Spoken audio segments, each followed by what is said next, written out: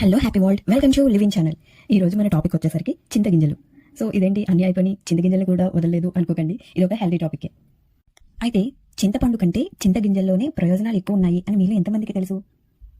అసలు ఈ చింతగింజల్ని ఈ ప్రొసీజర్లో చేసుకొని తినొచ్చు అని ఎంతమందికి తెలుసు? కామెంట్ చేయండి, మర్చిపోకండి. సో ప్రాసెస్లోకి వెళ్లే ముందు చింతగింజల్లో పోషక విలువలు చాలా ఉన్నాయి, అలాగే చాలా ఆరోగ్య ప్రయోజనాలు కూడా ఉన్నాయి. అవేంటో తెలుసుకుందాము. సో చింతగింజల్లో 17% ప్రోటీన్, 20% ఫైబర్, అలాగే పొటాషియం, మెగ్నీషియం, ఫాస్ఫరస్ ఖనిజాలు ఉన్నాయి. సో ఇన్ని ఉన్నాయంటే డెఫినెట్గా ఇది హెల్దీ ఫుడ్డే కదా. సో అలాగే వీటి వల్ల గుండె ఆరోగ్యాన్ని మెరుగుపరచడంలో సహాయపడుతుంది.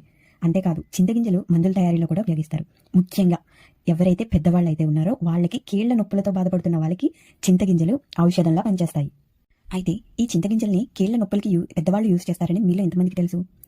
అంతేకాకుండా ఈ చింతగింజలు నీళ్లలో పొడి చేసుకునే డికాషన్ నీళ్లు తాగుతారు. కానీ అమ్మమ్మ కాలంలో ఇలా చింతగింజలు తినేవారు. అసలు ఏం చేసేవారు, ఎలా చేసుకోవాలి అనేది తెలుసుకుందాం, ఓకేనా? ఫస్ట్ అయితే అసలు చింతపండు నుంచి చింతగింజలు వేరు చేసుకొని పెట్టుకోండి. అలా తీసుకున్న చింతగింజలన్నీ ఏ పొయ్యి వాడుకున్నా పర్లేదండి, పొయ్యి మీద ఒక బాండి పెట్టి కొన్ని గింజలు అందులో వేసి బాగా వేయించుకోవాలి. అలా వేయించుకున్న గింజలు రోట్లో వేసుకొని దంచుకోవాలి.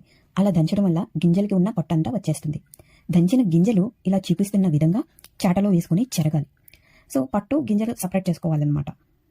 సో అలా సపరేట్ చేసుకున్న ఏదైతే చింతపట్టు ఉందో వాటిని వాటర్లో వేసుకొని నానబెట్టి మొక్కలకు కూడా వేయచ్చు, నో ప్రాబ్లం. మొక్కలు కూడా హెల్దీగా ఉంటాయి, లేకపోతే పడేసినా సరే నో ప్రాబ్లం.